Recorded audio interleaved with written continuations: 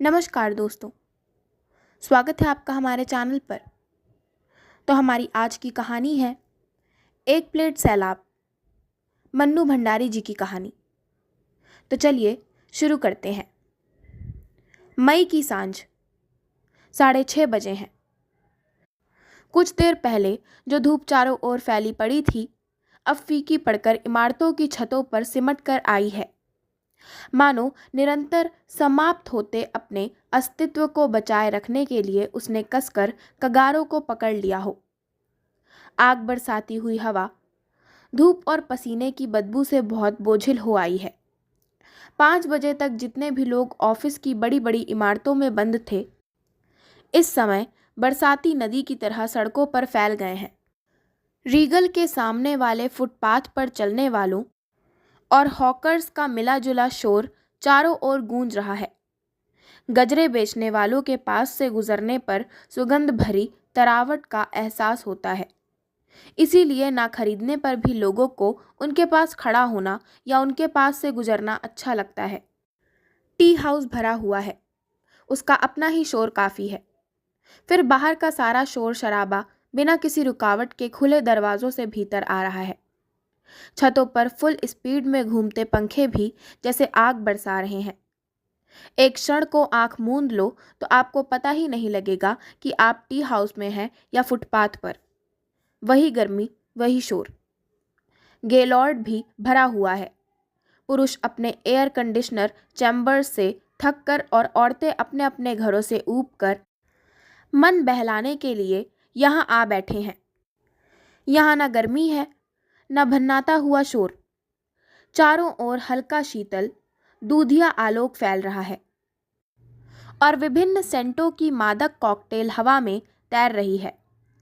टेबलों पर से उठते हुए फुसफुसाते से स्वर संगीत में ही डूब जाते हैं।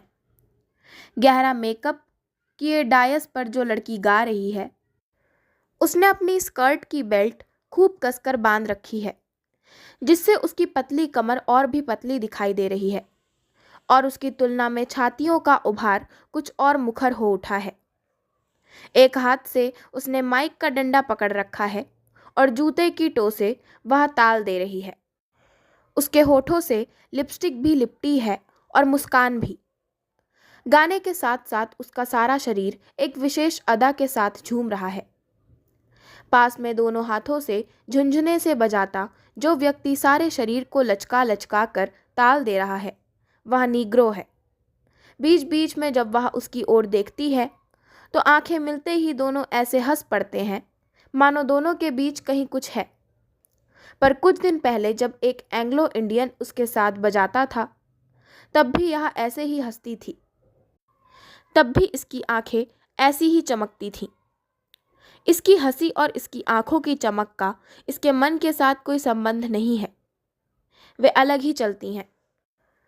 डायस की बगल वाली टेबल पर एक युवक और युवती बैठे हैं। दोनों के सामने पाइनएप्पल जूस के ग्लास रखे हैं। युवती का ग्लास आधे से अधिक खाली हो गया है, पर युवक ने शायद 1-2 सिप ही लिए हैं। वह केवल स्ट्रॉ हिला रहा है। युवती दुबली और गोरी है, उसके बाल कटे हुए हैं। सामने आ जाने पर सिर को झटक देकर वह उन्हें पीछे कर देती है। उसकी कलफ लगी साड़ी का पल्ला इतना छोटा है कि कंधे से मुश्किल से 6 इंच नीचे तक आ पाया है। चोलीनुमा ब्लाउज से ढकी उसकी पूरी की पूरी पीठ दिखाई दे रही है। तुम कल बाहर गई थी? युवक बहुत मुलायम स्वर में पूछता है। क्यों? बाएं हाथ की लंबी लंबी पतली उंगलियों से ताल देते देते ही वह पूछती है। मैंने फ़ोन किया था। अच्छा, पर किस लिए? आज मिलने की बात तो तय हो ही गई थी। यूं ही तुमसे बात करने का मन हो आया था। युवक को शायद उम्मीद थी कि उसकी बात की युवती के चेहरे पर कोई सुखद प्रतिक्रिया होगी, पर वह हल्के से हंस दी। युवक उत्तर की प्रतीक्षा में उसके चेहरे की ओर देखता रहा, पर युवती का ध्यान शायद इधर उधर के लोगों में उलझ गया था। इस पर युवक खिन्न हो गया। वह युवती के मुंह से सुनना चाह रहा था कि वह कल विपिन के साथ स्कूटर पर घूम रही थी।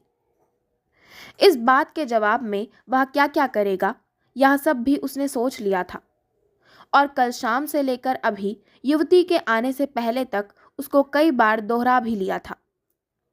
पर युवती की चुप्पी से सब गड़बड़ा गया। वह अब शायद समझ ही नहीं पा रहा था कि बात कैसे शुरू करे। ओ गोरा, बालकनी की ओर देखते हुए युवती के मुंह से निकला। यह सारी की सारी बालकनी किसने रिजर्व करवा ली है? बालकनी की रेलिंग पर एक छोटी सी प्लास्टिक की सफेद तख्ती लगी थी जिस पर लाल अक्षरों में लिखा था रिजर्व्ड। युवक ने सिर झुकाकर एक सिप लिया। मैं तुमसे कुछ बात करना चाहता हूं। उसकी आवाज भी कुछ भारी हो आई थी, जैसे गला बैठ गया हो। युवती ने सिप लेकर अपनी आंखें युवक के चेहरे पर टिका दी। वह हल्के हल्के मुस्कुरा रही थी और युवक को उसकी मुस्कुराहट से थोड़ा कष्ट हो रहा था। देखो, मैं इस सारी बात में बहुत गंभीर हूं, झिझकते से स्वर में वह बोला। गंभीर? युवती खिलखिला पड़ी तो उसके बाल आगे को झूल आए। सिर झटक कर उसने उन्हें पीछे किया।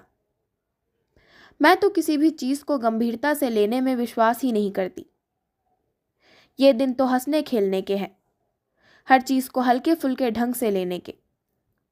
गंभीरता तो बुढ़ापे की निशानी है।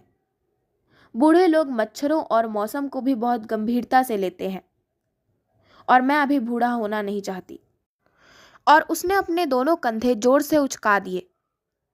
वह फिर गाना सुनने में लग गई। युवक का मन हुआ कि वह उसकी मुलाकातों और पुराने पत्रों का हवाला देकर उससे अनेक बातें पूछे, पर बात उसके गले में ही अटक कर रह गई और वह खाली खाली नजरों से इधर उधर देखने लगा। उसकी नजर रिजर्व्ड की उस तख्ती पर जा लगी। एकाएक उसे लगने लगा जैसे वह तख्ती वहां से उठकर उन दोनों के बीच आ गई है और प्लास्टिक के लाल अक्षर नियॉन लाइट के अक्षरों की तरह दपी दपी करने लगे। तभी गाना बंद हो गया और सारे हॉल में तालियों की गड़गड़ाहट गूंज उठी। गाना बंद होने के साथ ही लोगों की आवाज़ें धीमी हो गईं, पर हॉल के बीचों बीच एक छोटी टेबल के सामने बैठे एक स्थूलकाय खद्दरदारी व्यक्ति का धारा प्रवाह भाषण स्वर के उसी स्तर पर जारी रहा। सामने पतलून और बुश शर्ट पहने एक दुबला पतला का व्यक्ति उनकी बातों को बड़े ध्यान से सुन रहा है।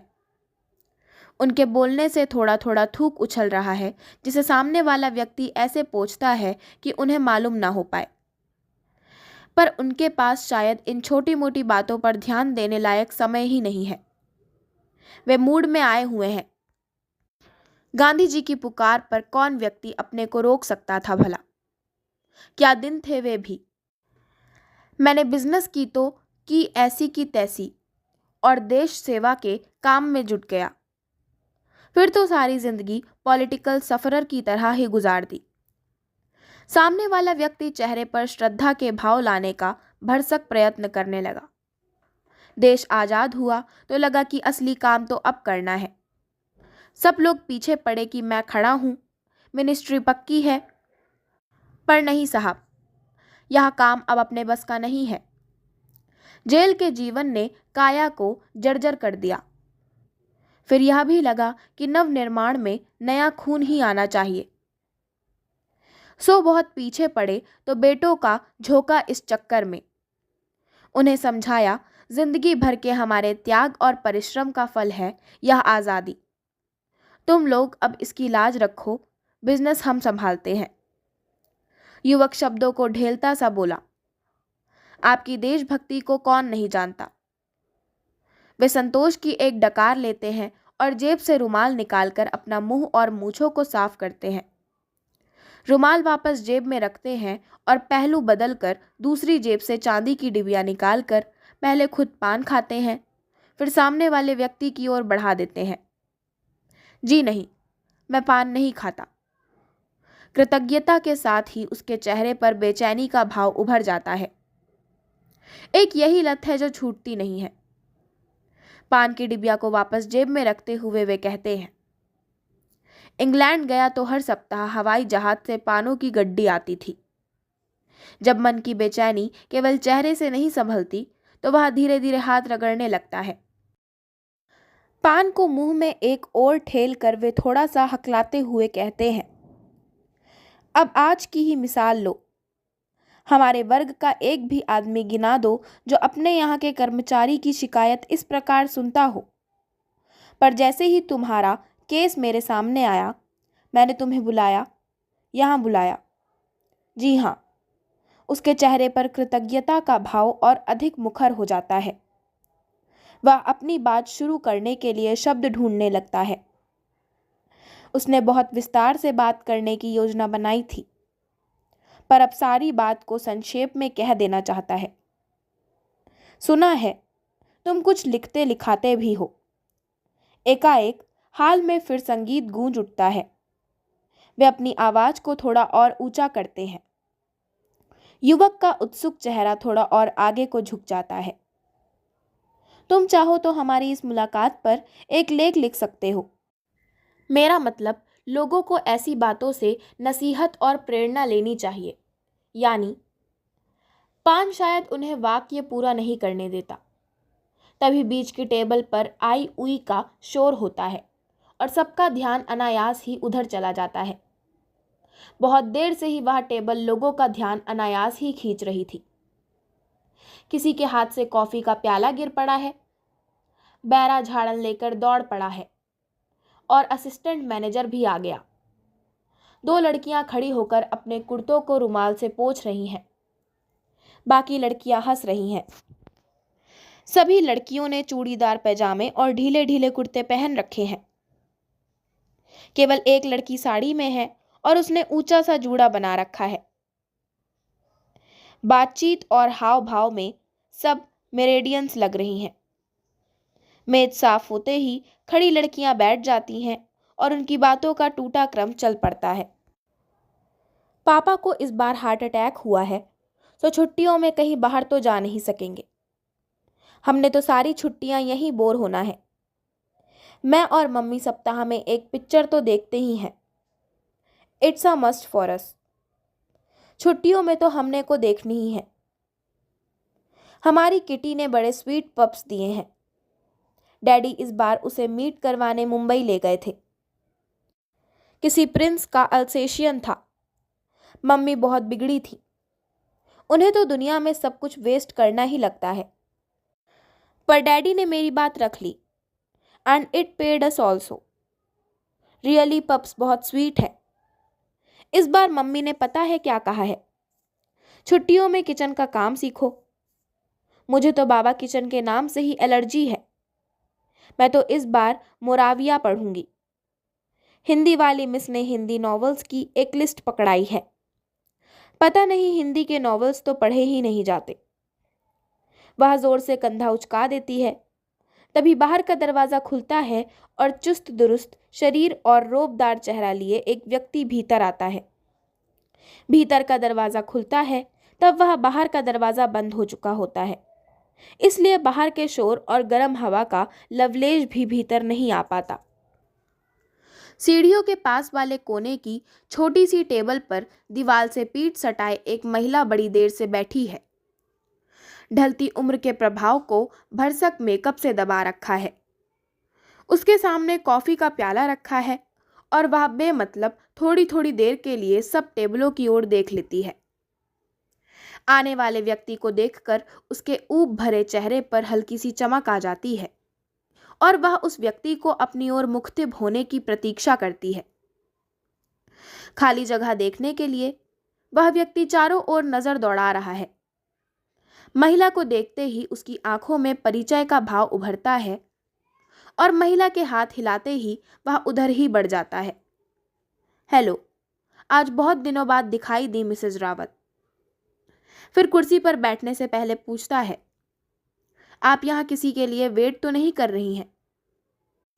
नहीं जी, घर में बैठे बैठे या पढ़ते पढ़ते जब तबीयत ऊब जाती है तो यहाँ आ बैठती हूँ। 2 कप कॉफ़ी के बहाने घंटा 1.5 घंटा मज़े से कट जाता है। कोई जान पहचान का फुर्सत में मिल जाए तो लंबी ड्राइव पर ले जाती हूँ। आपने तो किसी को टाइम नहीं दे रखा है ना? नो, बाहर ऐसी भयंकर गर्मी है कि बस एकदम आग बरस रही है। सोचा यहाँ बैठकर एक कोल्ड कॉफ़ी ही पी ली जाए। बैठते हुए उसने कहा। जवाब से कुछ आश्वस्त होकर मिसेज रावत ने बैरे को कोल्ड कॉफ़ी का ऑर्डर दिया। और बताइए मिसेस आहूजा, कब लौटने वाली हैं? साल भर तो हो गया ना उन्हें। गॉड नोज, वह कंधे उचका देता है और फिर पाइप सुलगाने लगता है। एक कश खींचकर टुकड़ों टुकड़ों में धुआं उड़ाकर पूछता है, छुट्टियों में इस बार आपने कहाँ जाने का प्रोग्राम बनाया है? जहाँ का भी मूड आ जाए चल देंगे। बस इतना तय है कि दिल्ली में नहीं रहेंगे। गर्मियों में तो यहाँ रहना असंभव है। अभी यहाँ से निकलकर गाड़ी में बैठेंगे तब तक शरीर झुलस जाएगा। सड़कें तो जैसे भट्टी हो रही हैं। गाने का स्वर डायस से उठकर फिर सारे हॉल में तैर गया। On Sunday I am happy. Nonsense, मेरा तो संडे ही सबसे बोर दिन होता है।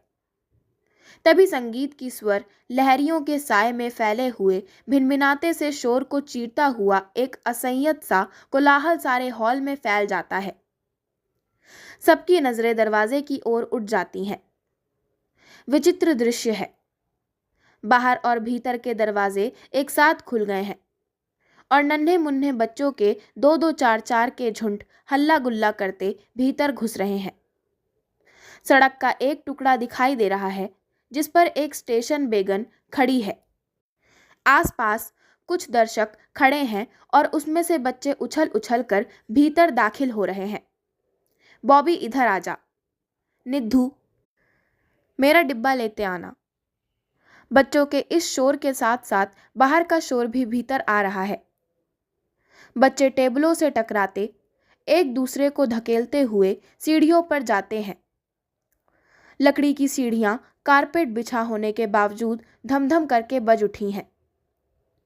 हॉल की संयत शिष्टता एक झटके के साथ बिखर जाती है। लड़की गाना बंद करके मुग्ध भाव से बच्चों को देखने लगती है। सबकी बातों पर विराम चिन्ह लग जाता है और चेहरों पर एक विस्मयपूर्ण कौतुक फैल जाता है। कुछ बच्चे बालकनी की रेलिंग पर झूलते हुए से हॉल में गुब्बारे उछाल रहे हैं। कुछ गुब्बारे कारपेट पर आ गिरे हैं। कुछ कंधों पर सिरों से टकराते हुए टेबलों पर लुढ़क रहे हैं तो कुछ बच्चों की किलकारियों के साथ साथ हवा में तैर रहे हैं। नीले, पीले, हरे, गुलाबी। कुछ बच्चे ऊपर उछल उछल कर कोई नर्सरी राइम गाने लगते हैं तो लकड़ी का फर्श जैसे धम धम बज उठता है। हॉल में चलती फिल्म जैसे अचानक टूट गई है।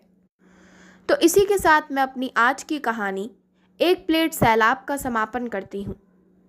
आशा करती हूँ आपको हमारी आज की कहानी एक प्लेट सैलाब पसंद आई होगी। अगर आपको हमारी आज की कहानी पसंद आई हो तो हमारे चैनल को सब्सक्राइब करें, वीडियो को लाइक करें और बेल आइकन दबाना ना भूलें। धन्यवाद।